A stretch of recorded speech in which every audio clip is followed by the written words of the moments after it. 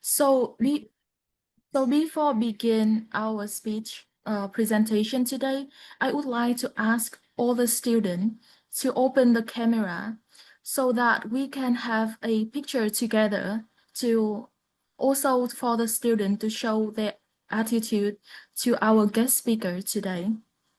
So please open your cameras and let me take a picture together today.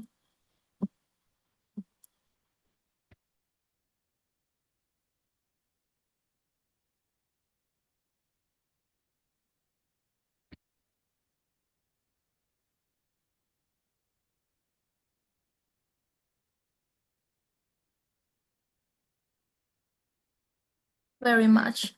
So I hope you guys will have like a really good evening today. So let's have a good smile so that we can take a picture together.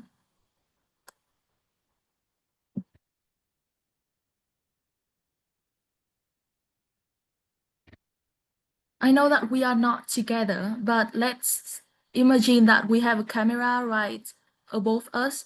And let's say 1, 2, 3, and cheese for tonight. And 1, 2, 3, say cheese. Thank you very much. You can turn off the camera. Thank you.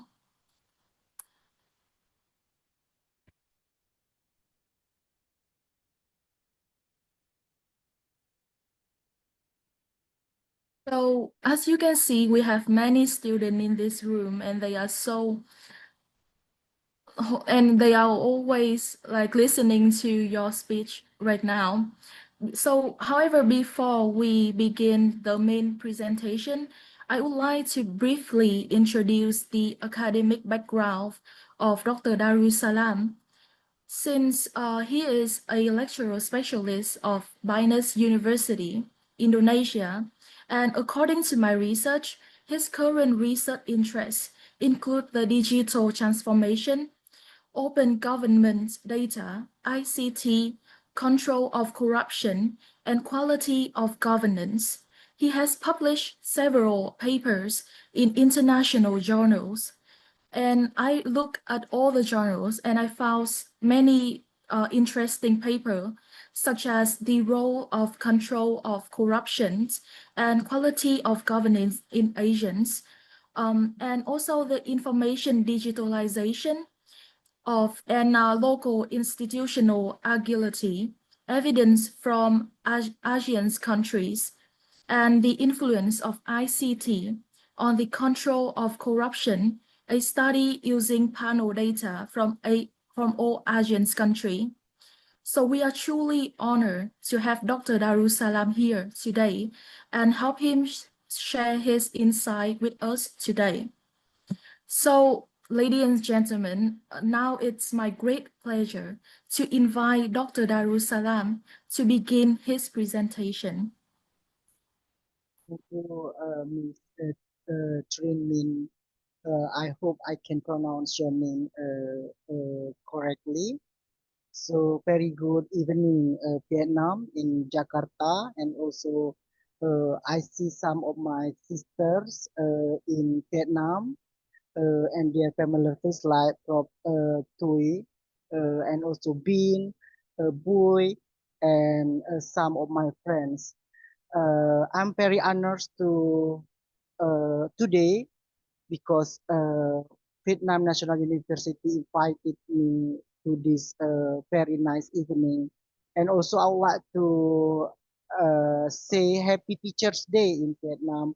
Hope all of us will be a great teacher for our young generations.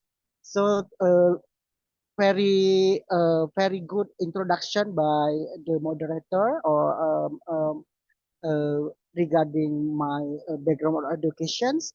So today I would like to share actually just sharing session with the teachers, and I also with the teacher and students in Vietnam National University. And I'm apologize if you don't understand my pronunciation correctly, for examples, because my English is not that good, but I'm trying to be confident to speak with all of you. And also, I would like to say, I see one of my friend from Malaysia. She is one of the lecturer in UITM Seremban, Malaysia. She also joined with us today. Thank you very much. So I would like to share how digitalizations, uh, the implementation of digitalization in Indonesia uh, to strengthen anti-corruption, especially. So it's like yeah, this is my research. This is my background actually.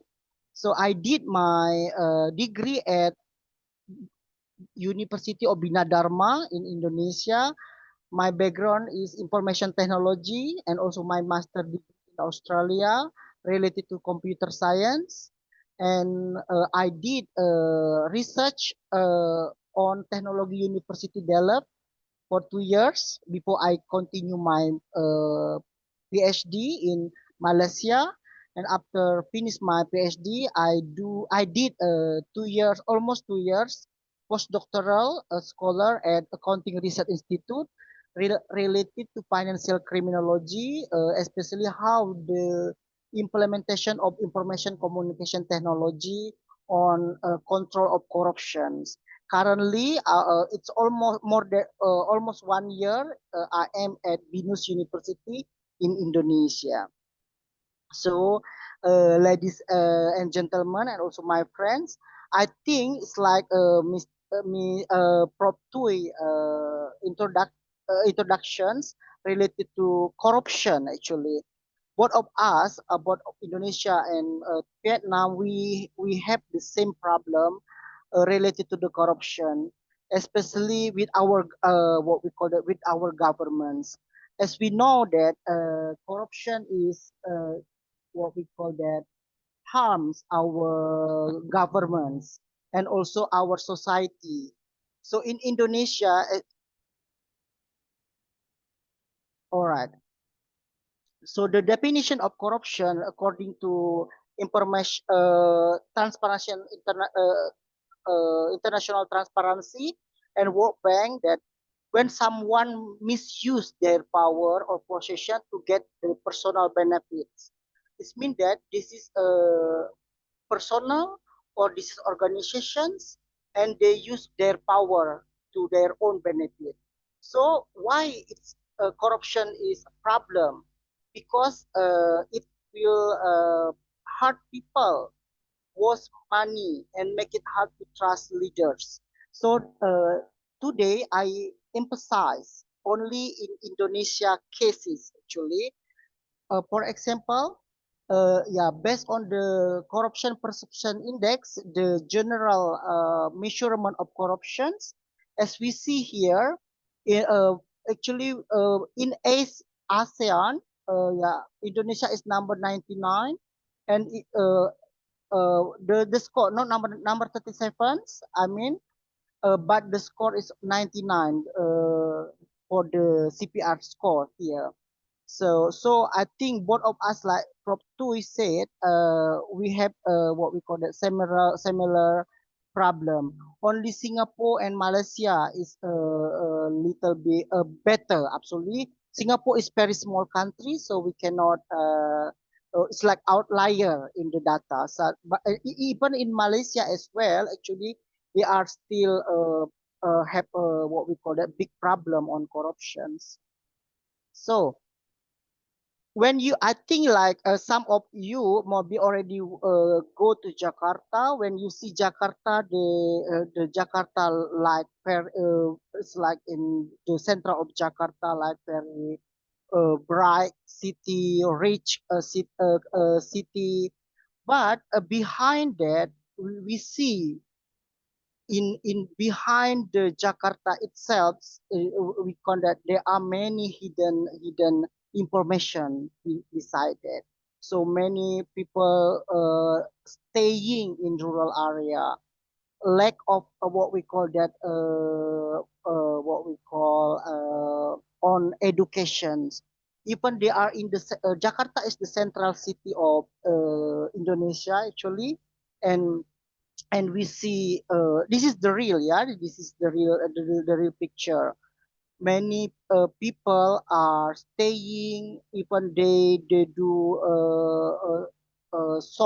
take a shower in very inappropriate area like this. This is yeah, this is absolutely, yeah, absolutely one of the causes of the corruptions, because uh, in the term of resources, we have huge what we call that natural resources in Indonesia. So this is just what we call that small example. And the next, I will go to I will play one of the videos. Just this is my village. I stay in South Sumatra.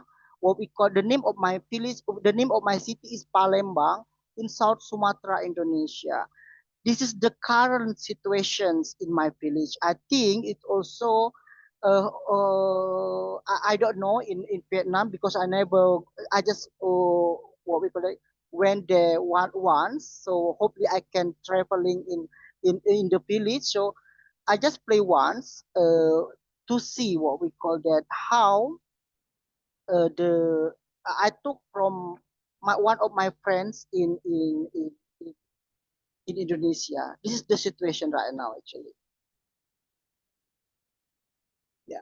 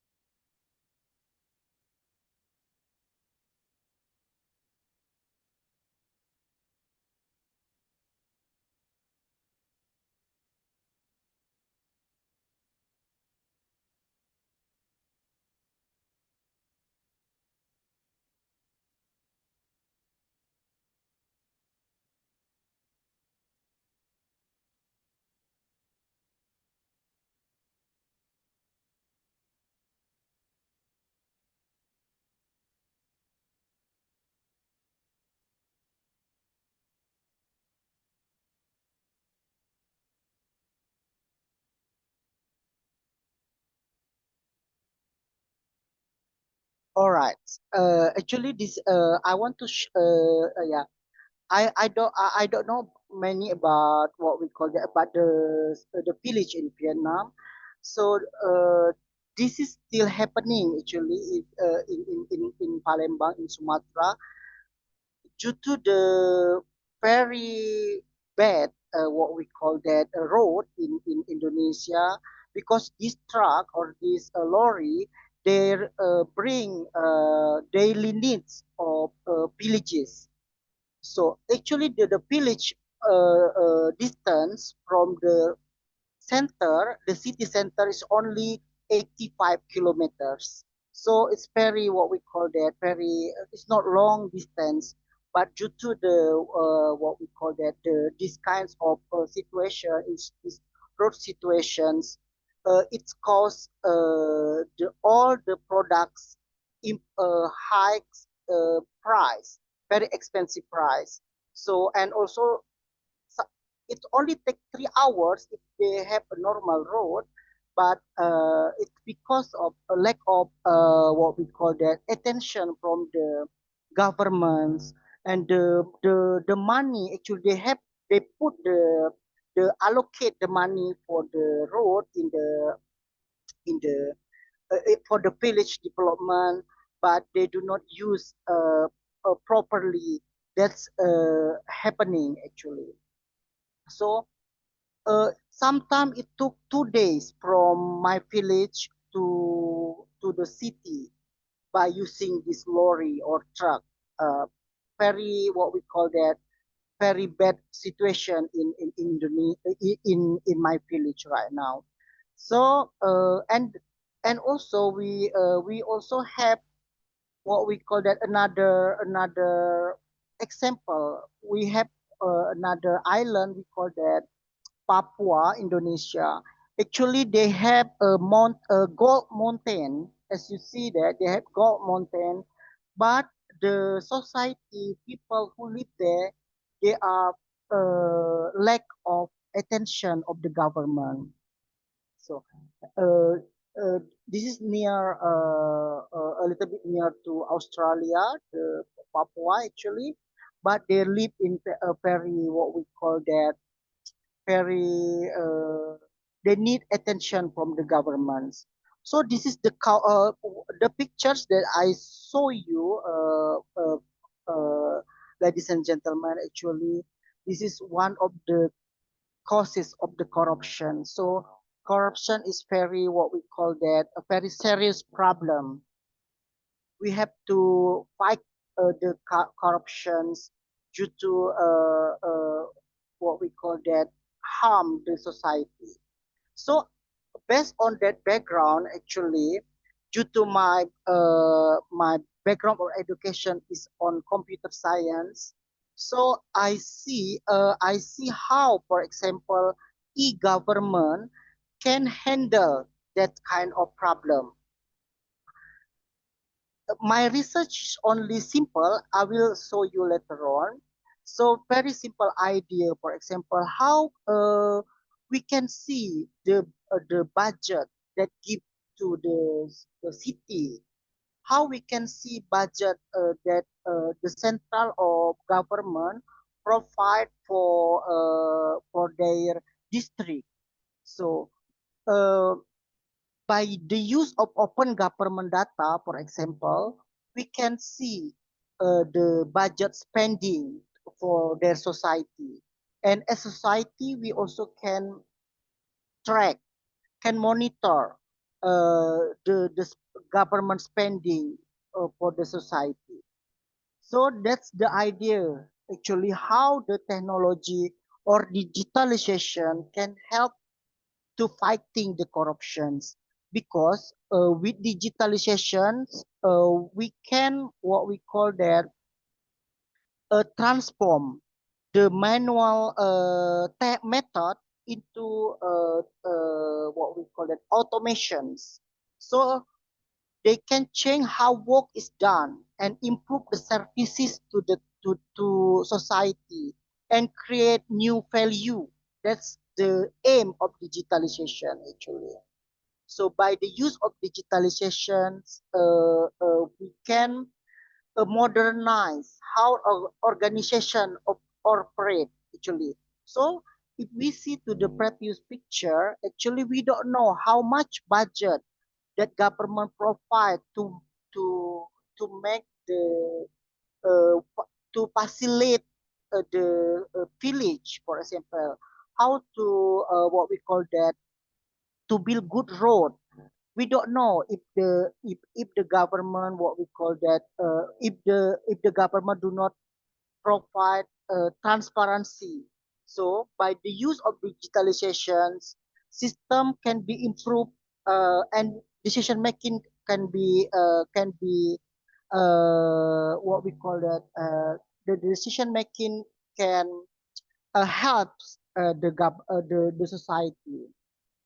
So I will share how my previous research on public government. So, Miss Min already spell how what we call some of my research.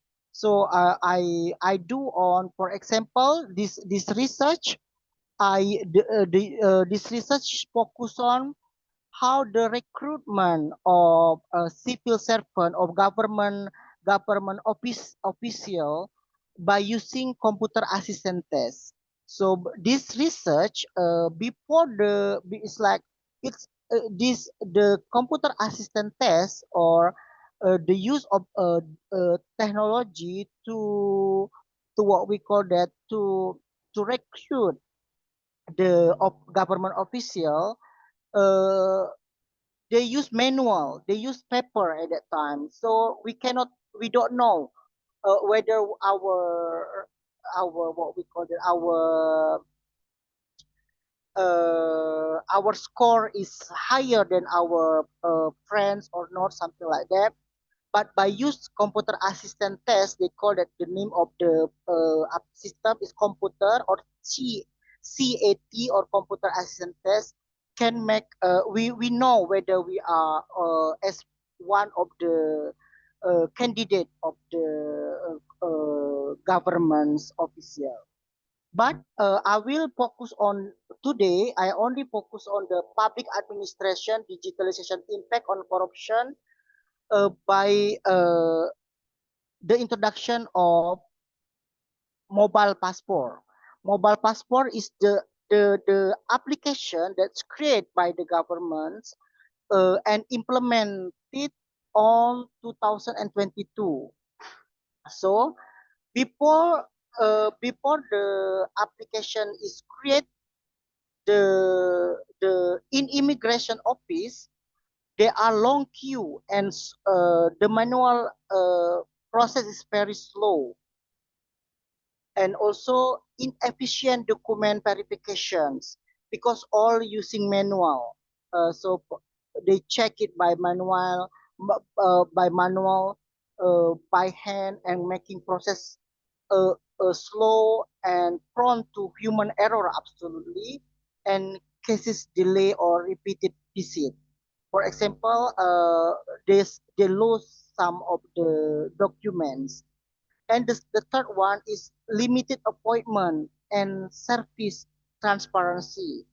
Because of they do not use computer before M-Passport, so applicants lack of clear information on available time slot, service status, and processing stages, leading to uncertainty and frequent overcrowding.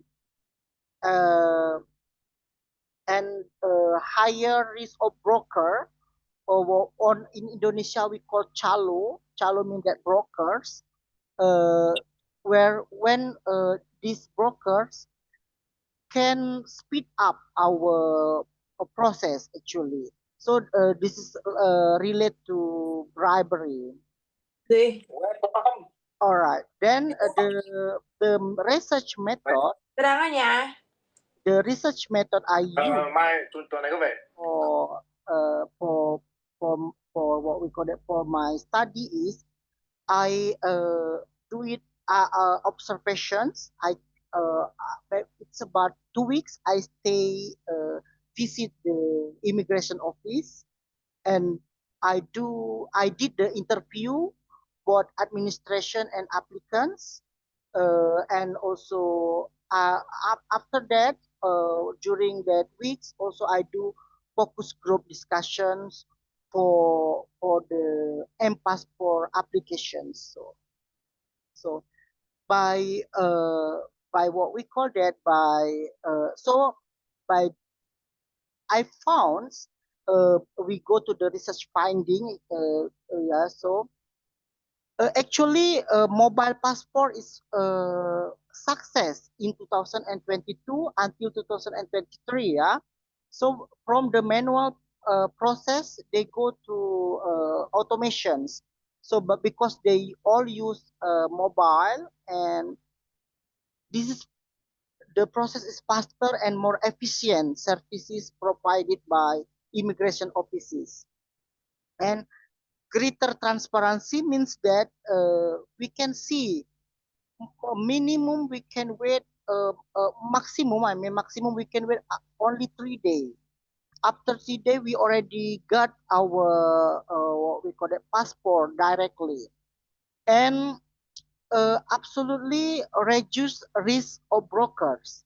So because we what we call that we don't have face-to-face interaction with the officer, so everything used by mobile phone. So absolutely it improve data accuracy and for the user is more convenience because they can do everywhere. So and then applicant uh, can interact with the officer only when they need it, for example. But the for the by what we call it for the one lack of the system is for the verification, we still need come to the immigration offices, and that's the reasons I emphasize on the limitation of this system actually. For example, digital literacy barrier. Not all people actually can use this application because especially for the elderly who are unfamiliar with technology, they struggle to navigate the app. And for sure, this dependent on internet and mobile. We don't internet yang internet the stable internet or good smartphone which is can the applicant can have what we call the difficulties to use these applications, and sometimes the error on what we call that on the applications.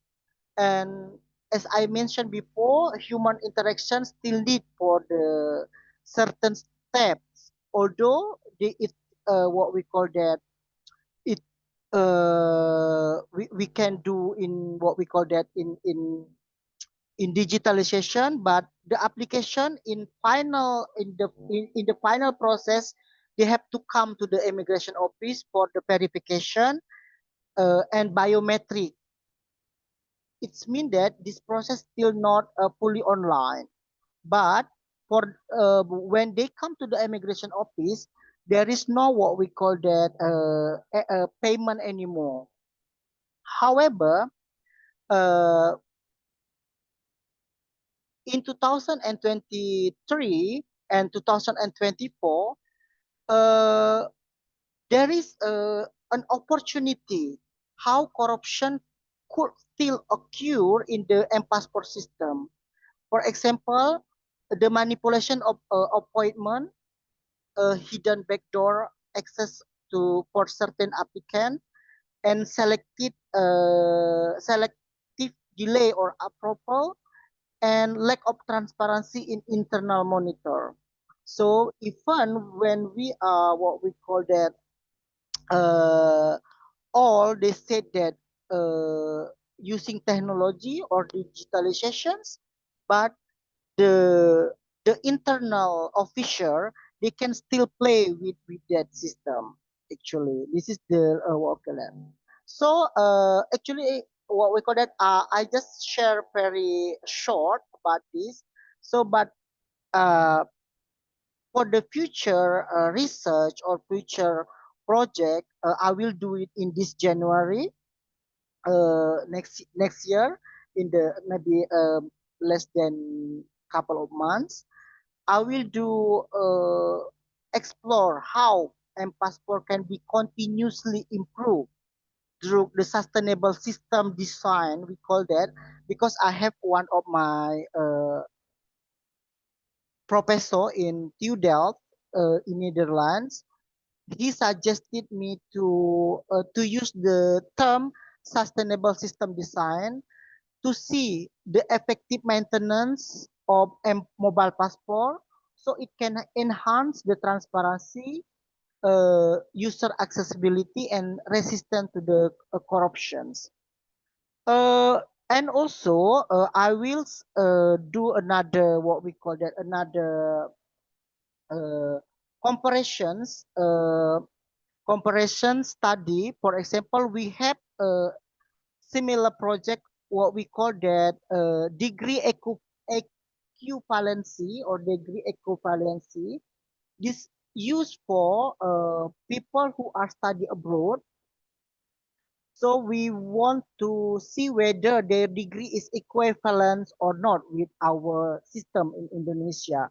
And they all use online here. So because of in Indonesia right now, we sometimes some people create their own degree, their own certificate.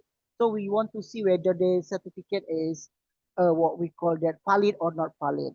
And the third one I mentioned before is the use of computer assistant tests for to have the society what we call to for the recruitment process, which is can provide the transparency, standardized, and control can work as anti-corruption selection system because by using computer assistant test, they can got their result in real time. Uh, Ladies and gentlemen, I think that's all my short presentation today. Hopefully you understand a little bit what I'm trying to say, and I beg it to moderator. Thank you.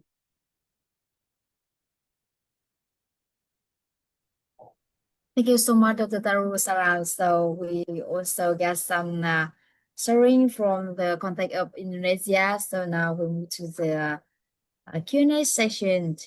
Thank you so much. Everyone's the lecturer and student, we can, if you have the question or you have a question, can you raise the hand and or you can unmute the microphone and ask the question.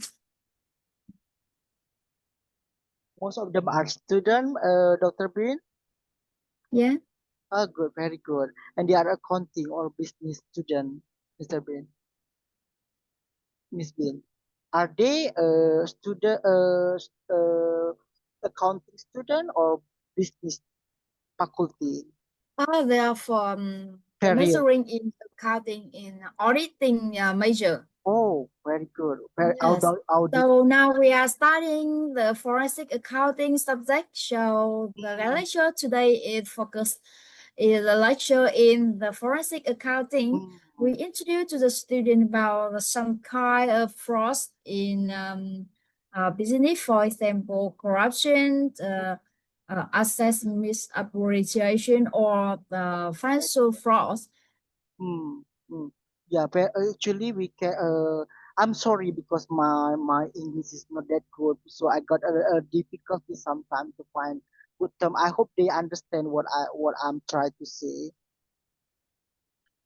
Yeah, thank you so much. I think it's very clear for students and we can understand the landscape and the reality of corruption in Indonesia. So, So yeah, because uh, and then I got good news actually for us.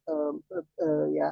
So because my research is always related to this kind of things, so like next year I will follow up the mobile passport because mhm. it was working only for 2 years, but not working anymore right now.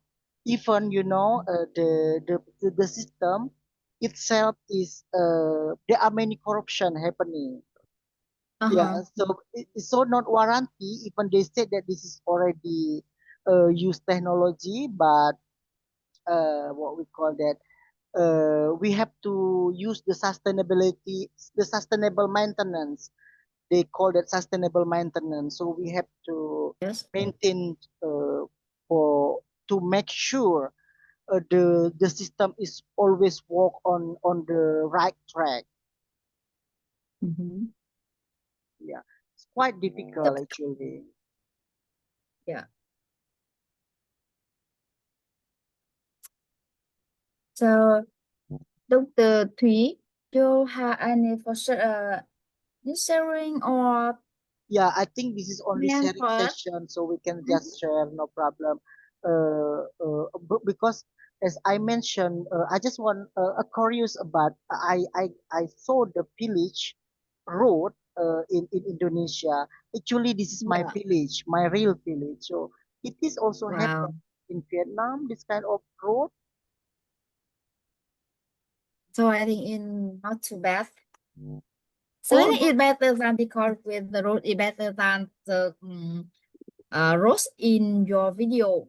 oh, but in my video is what we call that the real. It's happened until Perfect. now. Oh. Even sometimes it's what we call more worse than that. So it's made Mhm. that absolutely Vietnam is progress a lot. what we call that in terms of infrastructure. Yeah. So at the beginning of this year, I also saw a video about the GDP of some country in Asia. So I said that Indonesia is the highest level in the Asia. I think it's better than Vietnam. So today I can have more cases about the disability in Indonesia. So in Vietnam, for now, we also have implement digital transformation. As you know, for example, in Vietnam, we also have e-government such as e-tax. We almost do tax declare or tax payment in the ETA system. It can reduce corruption and reduce the direct mistake between the authority and the payment. The payment, yeah. So Yeah. you mean that the citizen can pay directly by the Yes. system? Yeah, the Like, e-tax okay, system. yeah, okay. So it's like tax, e-tax. Here we also have that thing, what we call that. But many people sometimes like computer assistant test in Indonesia is really work actually, but and also what we call that another system like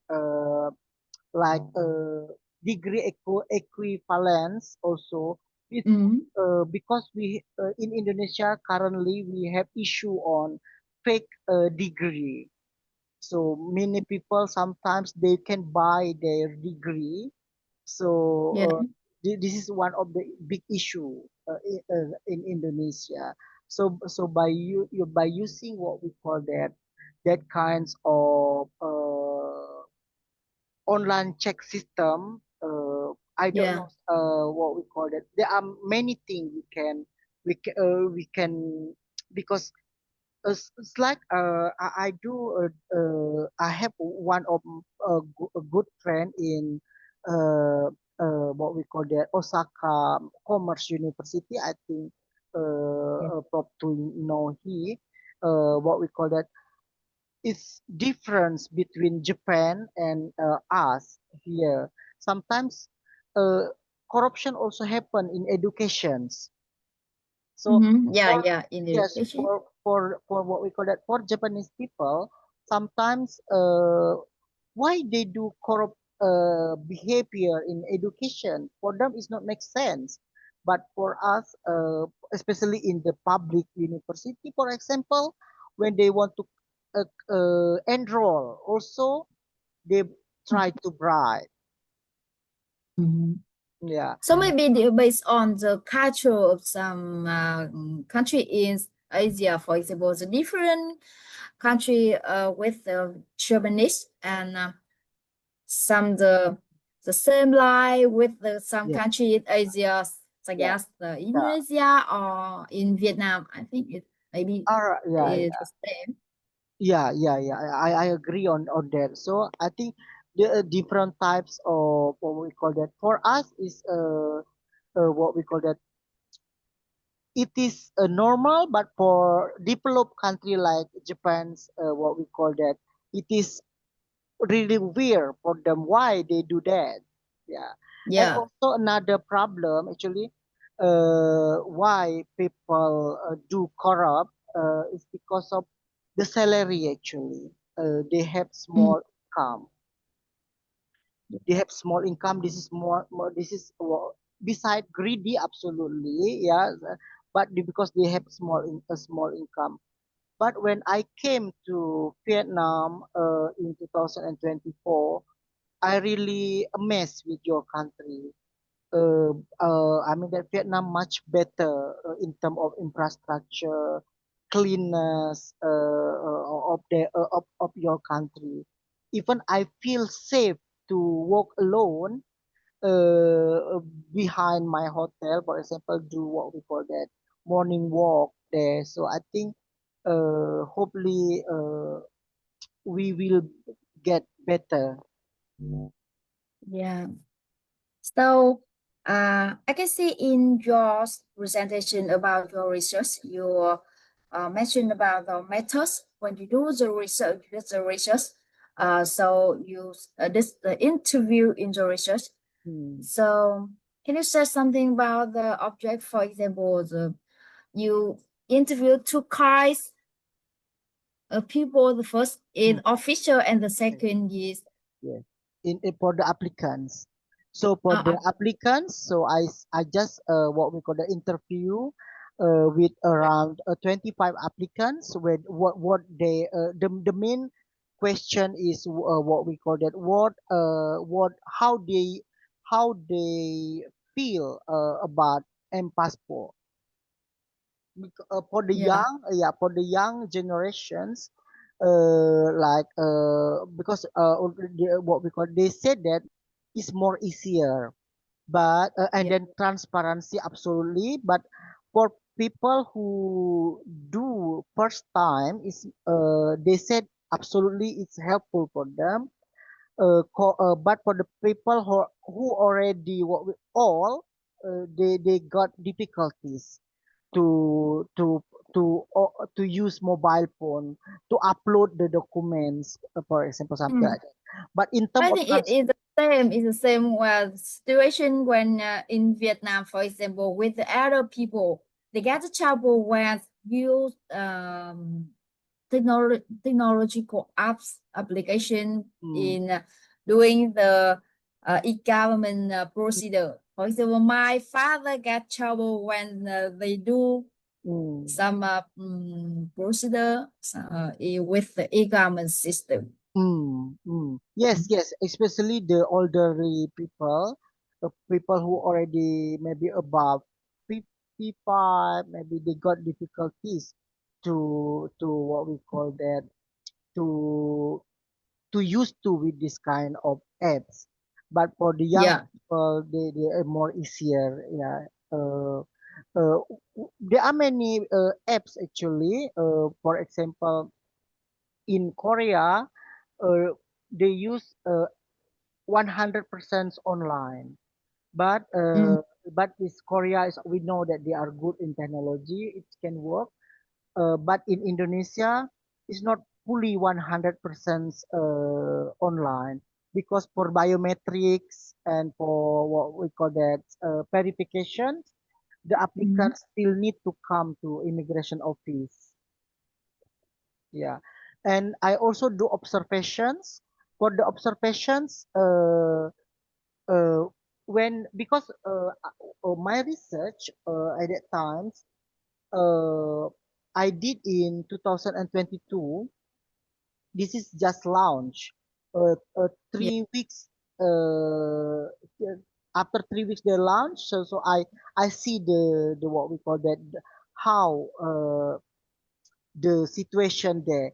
Before M Passport implemented, many people come since 5 p.m. in the morning, queue already to apply for the passport. So it means that very crowded in the inside the what we call in the office. But after the what we call that, the mobile passport launch, they know already what time they will come, what number they have. So it's not really crowded. Maybe it's like 10 people only in an hour. So, and when they want to pay the what we call that, the for the passport, they do it in bank, not inside the immigration office. So this is the good about the system. But what happening now after 2024 and 2025? There are many, because we are Muslim country, so most of us want to visit Saudi Arabia, Mecca. So because we are almost 90% is Muslim, so many people Mm. want to make new passport for go for pilgrimage, like what we call that religious travel to Saudi Arabia. So many agents try to play with immigrations by because they have for a day, for example, they only accept 30 numbers, so around 25 already booked by the agent. So still happen actually. So some research mentions like technology is like only tools, but people still play with that. So the most important thing is we as a people who are what we call it control the system. Whatever the good the system, if the people who operate the system is not good, sometimes it's not working. Yeah. Yeah.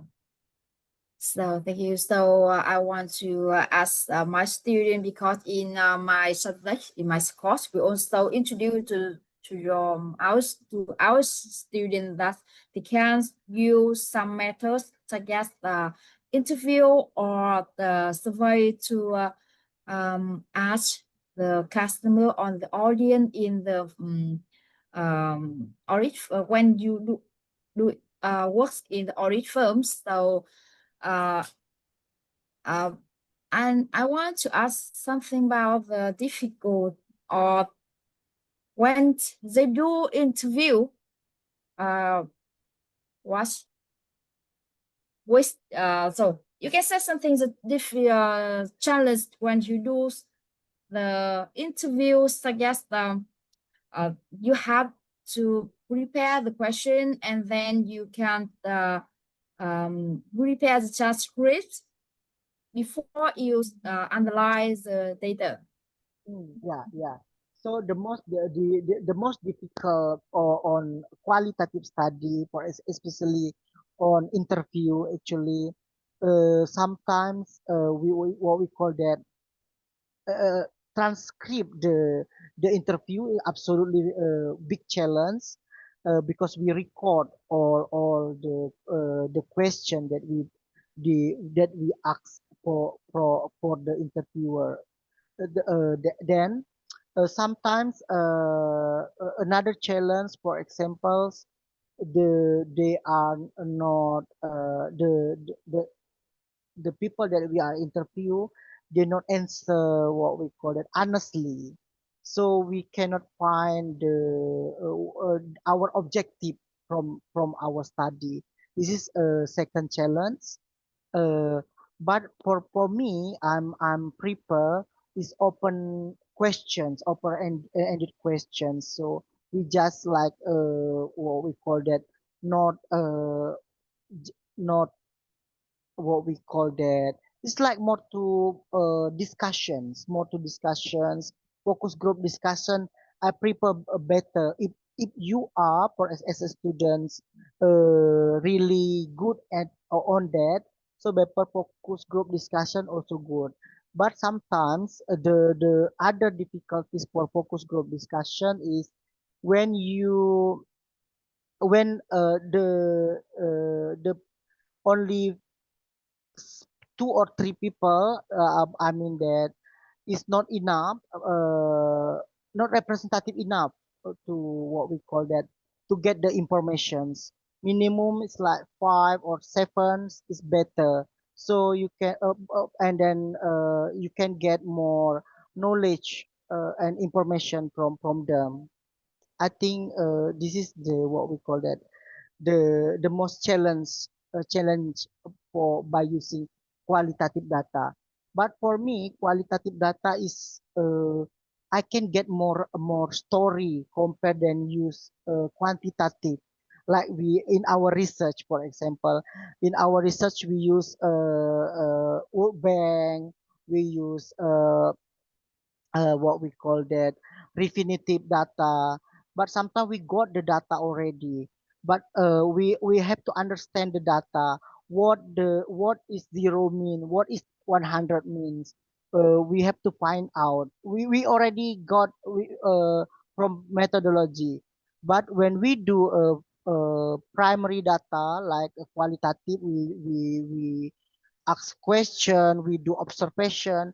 As the researcher, we really what we call that, we really involved on that research. So for to understand them, to what we call that, to tell the story is more easier rather than we do what we call that secondary data. So even my PhD on primary secondary data, but now I'm feel that I want to learn more about primary data, Dr. Bean. Yes, thank you so much. Yeah, So as thank you know you, that Miss when, Helen. yeah, Dr. Thủy. Yeah, can I, Bing? Yes, Yeah, Prof. Tu, you can join with our discussion. I think more discussion is more better. yeah. I think that I need to save some time for my student for the Q&A. At first, I think that maybe I would love to ask my student, do you have any question or maybe any comments and anything you not feel very clear? So you can ask us, or me, Darussalam, and anyone here can explain to you. But actually, when we talk about I have very first question. First, Darussalam. So the first question here, because of the definition of the corruption, is quite different from place to places. Because in Vietnam, sometimes when we talk about something that relate to the fraud, to the corruption, is quite sensitive. Oh, Yeah, I have the same question with Bing, that how we can talk and we can have the conversations with them about some sensitive words like the corruption. Like, I think we can have the straightforward to go to the corruption.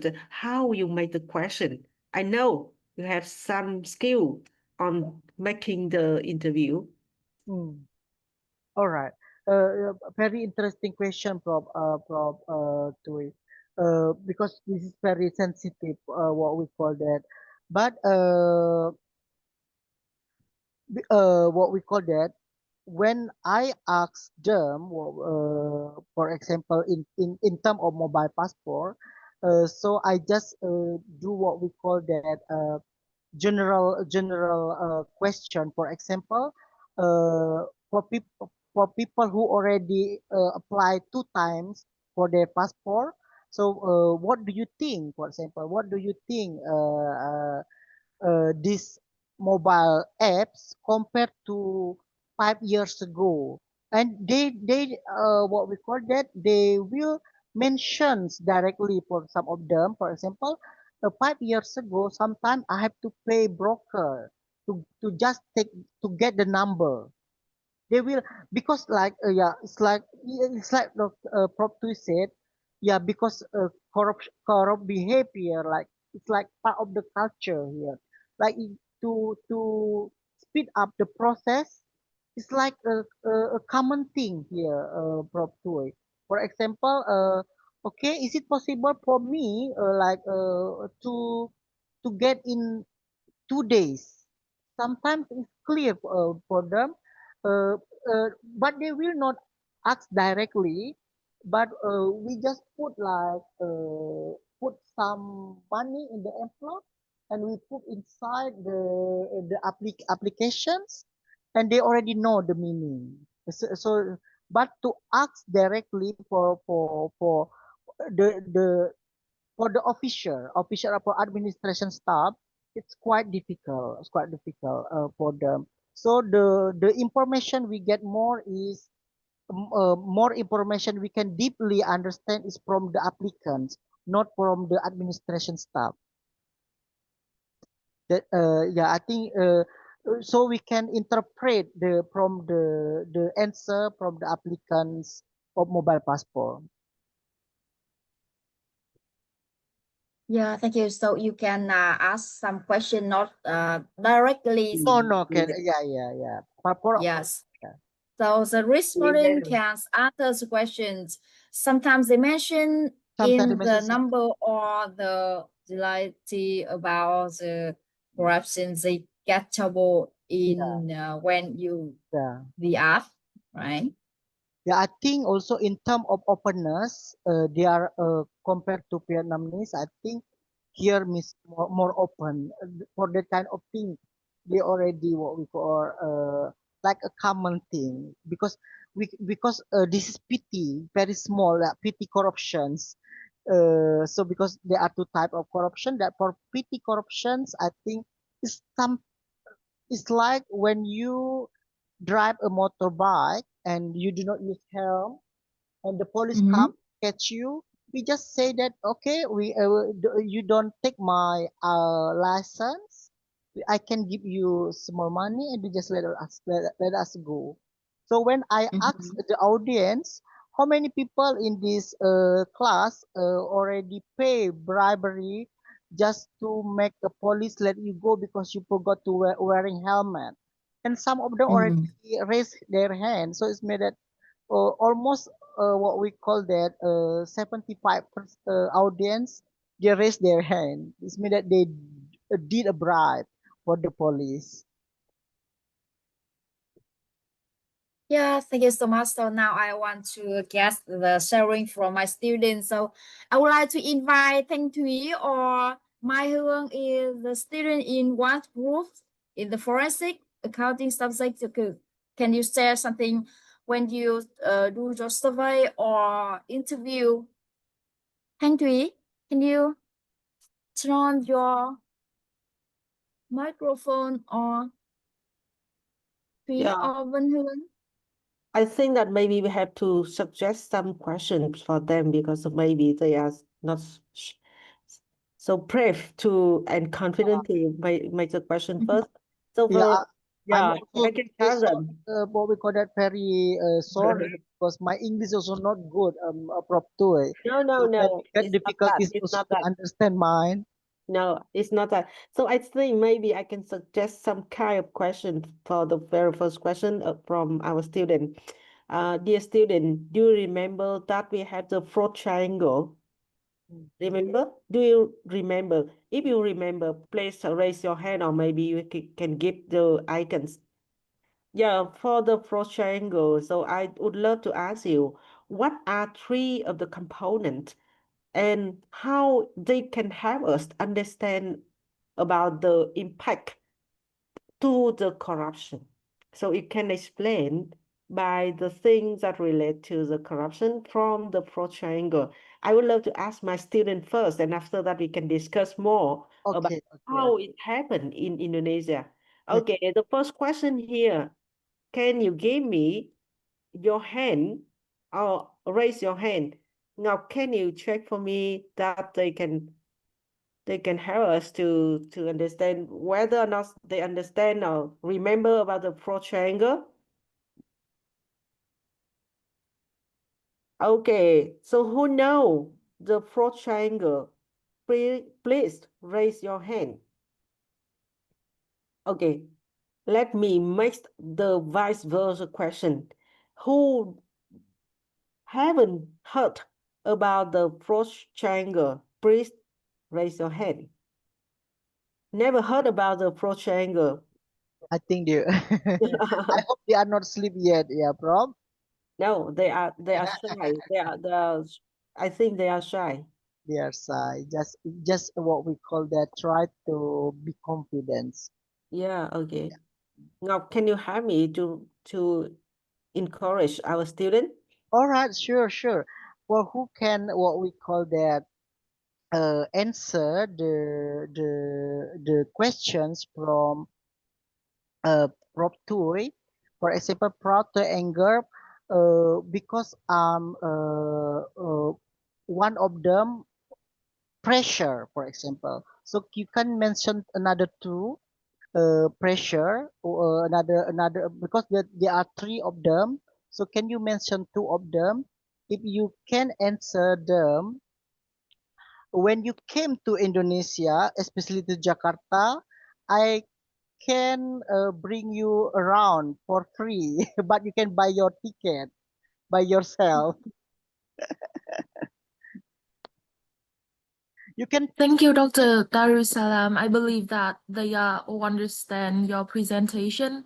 Mm, Actually, we already like teach them about like the integrity as well as all the fraud opportunity. mm, So I think first of all, before like ask them to make the question, I would like to see if they are here or not. So because this is a online seminar, mm.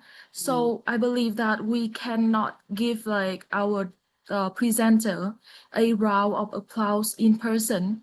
So all the students, I hope that you can show your appreciation virtually by sending him a clapping emoji or reaction icon first, so Thank. that we can see that you are all here. Oh, So can yeah, I yeah, see? yeah, Oh, yeah, you can see that they are all yeah, listening to yeah, yeah. you. Well, thank you very much for listening to me. So I can see that many of you sending Yeah. a clapping emoji, right? And all the reaction. Mm, So first of all, I want to say thank you to all our students here today. And let's keep that positive energy and good, good. keep a brave energy to ask our presenter a question. Like just a simple question. Do you have any question about like fraud and also like the situation in Indonesia? Yeah. Any, yes, any question to our guest speaker?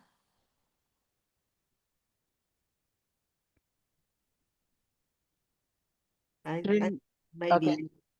maybe Trin Min Ngok. Is it correct? How can I pronounce your name? Yeah, that's Yeah. correct. You Are can call you? me Ngọc, yes. Well, yeah. Are you lecturer or students? Oh, actually, I am a new lecturer Wow, you are. of, I thought that you are yes. students. Your English is very Oh, good. thank you so much. Yeah, very good, very good. Wow, amazing. Yeah. I believe we have like many good students in our Yeah, yeah, class. yeah, yeah. So, yes, I would love to invite like some of the like top student in the class Yeah, sure, in the sure. forensic accounting. Yeah, yeah. So they can.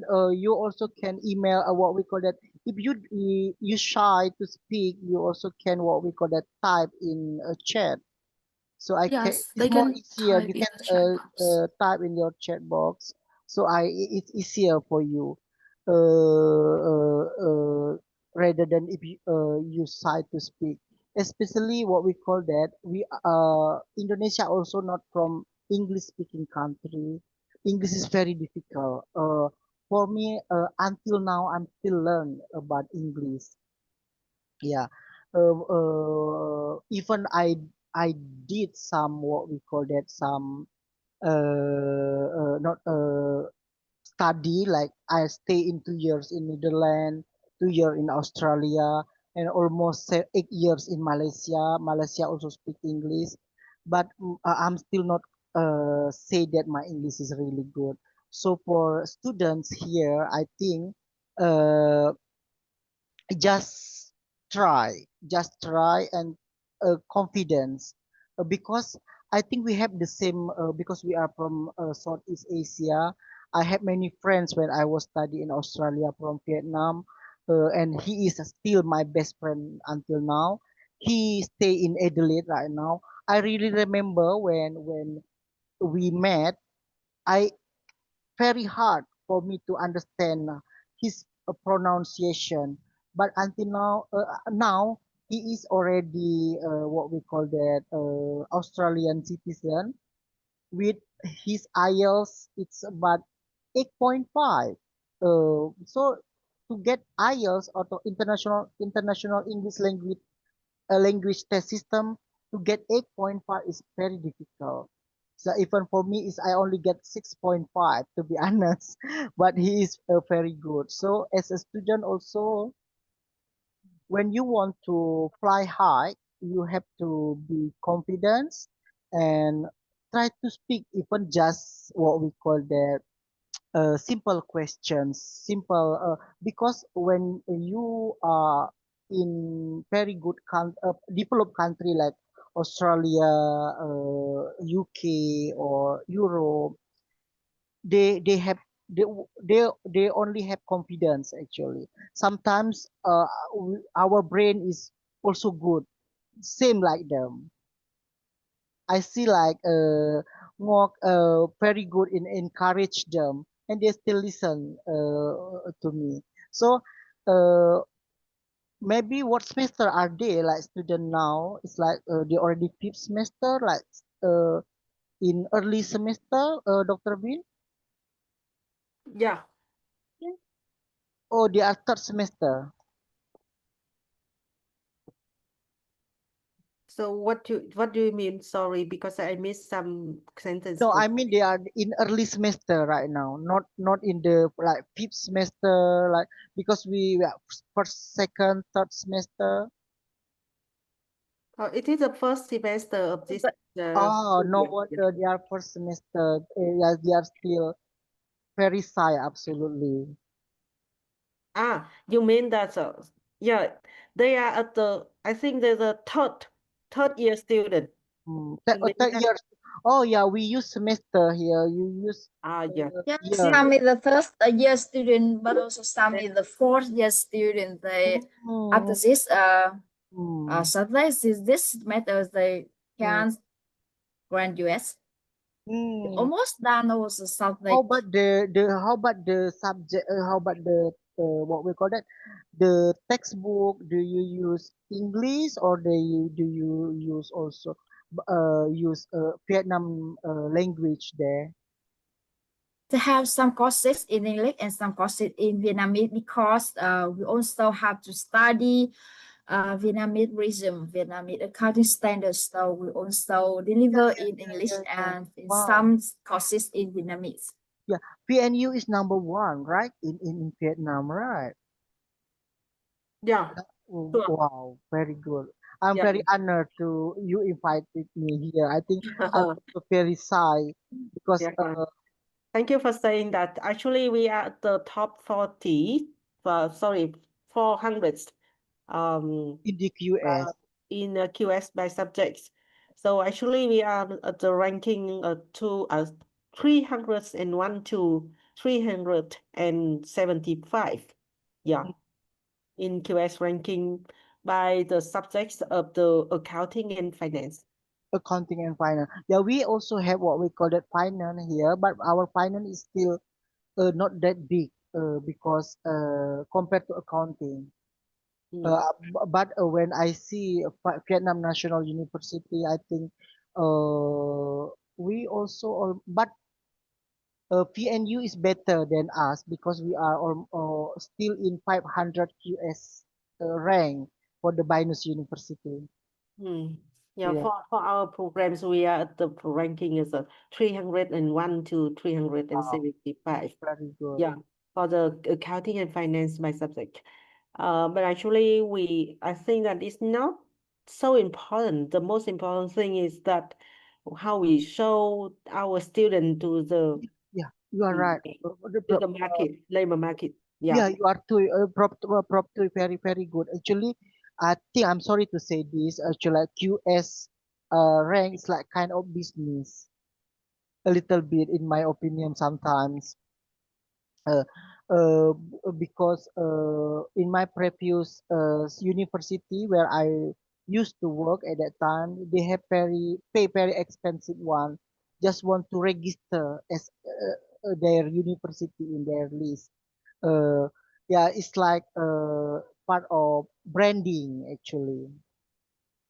Yeah. So I think, but in my university, we are private university, but this is quite good university. We use English for the PPT slide books, but for the deliver we match our we sometimes we use English a little bit and also Indonesia a little bit. But for the material we have to use 100% in English. Hmm. Yeah, that's Yeah. good. I think maybe so. I would love to ask my student again. So, do you have any question for us? not only for our All right, students. this is Okay, good. thank you. Yeah. Yeah, we have many. Yeah, we have some students, Tâm and Thúy.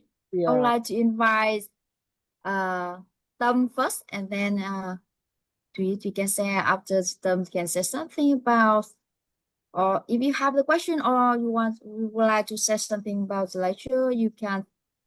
yeah. Yeah. Okay, Tam, you can give me question. Thank you very much. Yes, good afternoon, Professor and everyone. After listening to your presentation, I have a small question for you, Dr. Durasa. Okay, Yes, sure. yes, my question is, how do you foresee AI and big data transforming Indonesia ability to detect and prevent corruption over the next 5 to 10 years? Thank you very much. Thank you, Tom. Thank you very much. Very good question there. How what we call that big data and technology in the next 5 or 10 years can help Indonesia to prevent the corruptions. I do believe that by what we call that by the collaborations between technology, policy, governments, and also society, it can impact a lot for Indonesia, not only Indonesia but also Vietnam, in my uh, belief. But the most important thing is government support and the society as well to use the technology in the right way. Thank you, Tem. I hope you got the point. Yes, thank you. Thank you very much for insightful answer, Professor. Thank you, Tem. Thank you. Yeah, thank you them so much. So I would like to invite Thúy. Thúy can say something or get a words of feedback. First of all, on behalf on the students, I would like to thank you for a very detailed presentation. And in your presentation, you mentioned the M passport system in Indonesia, as well as its benefits and limitation. And I think in Vietnam we also have the same system like M passport. And I have a questions for you. Do you think that accounting students like us have the opportunity to develop a career in the field of anti-corruption? Yeah, T, very good question. Actually, accounting people know much about corruptions. Yeah, so because you counting about you learn about transparency, accountability. As you know, my PhD on financial criminology. So I was studying accounting research institute. So I think people who are responsible for their for fighting corruption also from accounting. So because you have big opportunity to what we call that to collaborations with other currently we say that multidiscipline study or multidiscipline department. You can work together with computer science, with a policy department, with to combat what we call that corruptions, because you know more because you study about what we call it forensics, so you know how dangerous corruptions for the society, yeah, to harm the society. So you can say more the value of money, for example, if they use in wrong way, it can harm many, can impact in many others, what we call that, department or society. That I think you, I hope you answer your question, T. Yeah, thank you. Thank you, T. Thank you, Dr. Darussalam. So you can know that as you work as an auditor, you can use the skill of forensic accounting, right? However, in Vietnam, we don't have the direct work in the forensics or for investigate the fraud. Yeah, So you can fraud. use forensic accounting in auditing and in tax authority you also use. Thank you so much, Dr. Darussalam. Oh, welcome, Dr. Bin.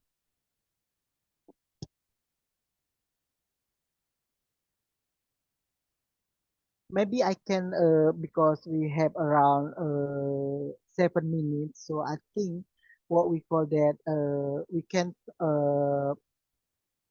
discuss or more about how, because I'm interesting to work together and strengthen our what we call that, collaboration on how to fight, to share types of corruptions in Indonesia more, because 1.5 hour is not enough to tell more about corruptions, what we call that. Especially, I'm a little shocked when, not shocked. I mean that when I saw the road of my village is very, what we call that, very bad, but in Vietnam is much better than, even maybe you don't have that kinds of road in Vietnam, but and also,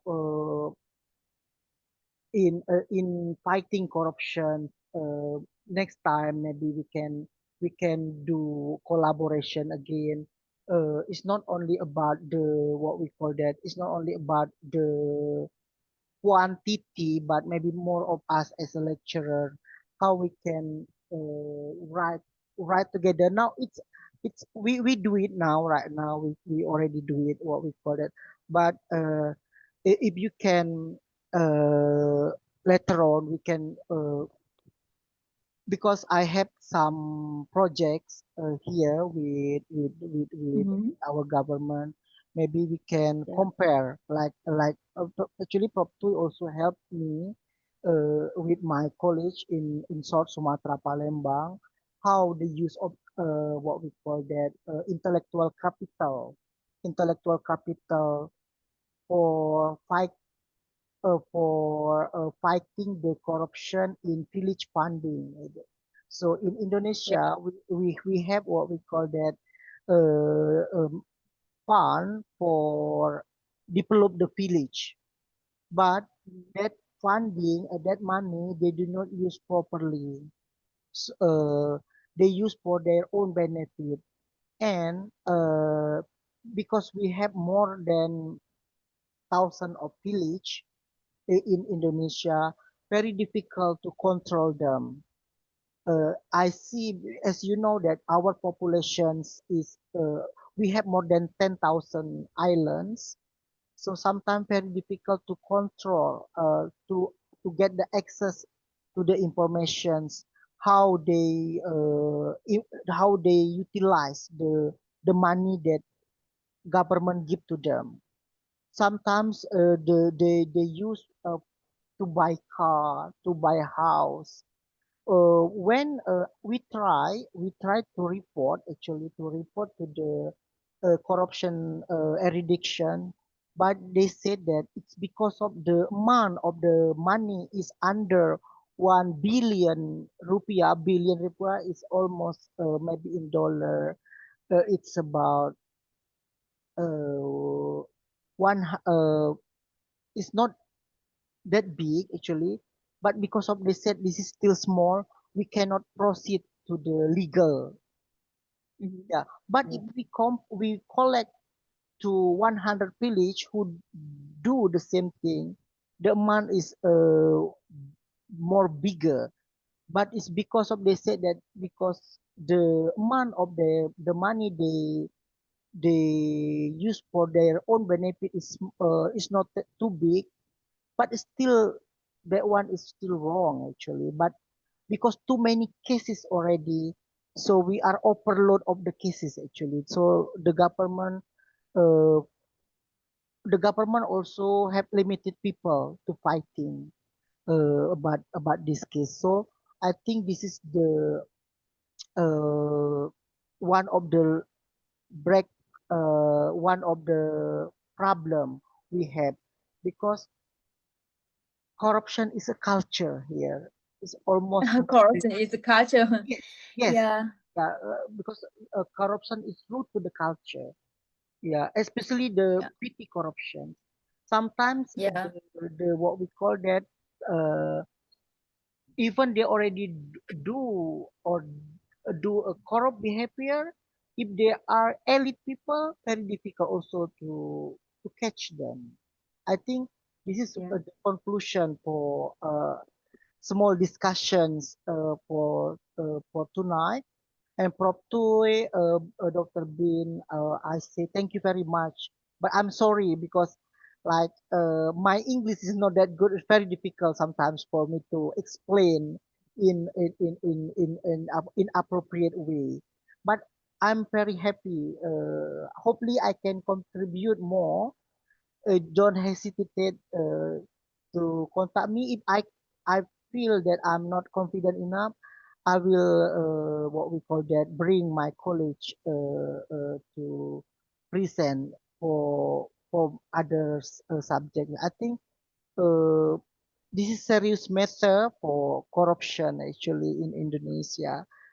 I think I offer back to Ngok, yeah. Yeah. Thank you so much for Dr. Darussalam. I think that also my student with and my student can understanding clearly your sharing today. So I also think that my student can understand and from your sharing from your lecture we can you can also subject to my student. They can do the research projects relating to the corruption. So Uh, because we also we are studying forensic accounting, so they also do the research in this semester. I think it's sure, good sure, sure. for my Very student. Yeah. very good. So very good. Maybe we can discuss more in chatting, Dr. Bin. Thank you very much, Dr. Bin, Yeah, Prof. yeah. Toy, and Ngok. Yeah, thank you again, Ngọc. So maybe I will skip your continue moderators moderating. So I will keep the closing remarks for you. It's okay, Ngọc. Actually, in Jerusalem. So I learned a lot from your presentation. Actually, in our country, we might not have the chance to find the clear data and to have the straightforward interview as you do in Indonesia. So I'm admire a lot in your research, and I do hope that our students will learn how to have a deep research and to have the deep analyze to the some kind of activity, sensitive activity as corruption and the others. So I do hope that our students will know how to deal with this. And actually, we can have further presentation for how we deal with that and what is the scheme to deal with that. I think it's a further topics for us in this kind of the topic related to the corruption. And again, on behalf of our student, on behalf of our lecturers today, I would love to say thank you indeed. And we really, really appreciate all of your effort to present today. And we know that it's not only the manuscript, but also all the knowledge you want to share with us in the same context. Thank you again. Thank you, Prof. Thank you, Prof. Yeah. All right. So bye bye. Thank you. Yeah, okay. I You. say good night to Thank you you. so much Yeah, and thank see you so much. you. So you can see many hearts for icon from our student in our lectures today. Yeah, I do hope that we have very nice dream with all the heart from Vietnamese student. Today is a Vietnamese teacher days, so Yes, you teacher, receive many hearts from them. Yeah, bye. thank you very much. Bye Yeah, bye. thank you. Goodbye. See you.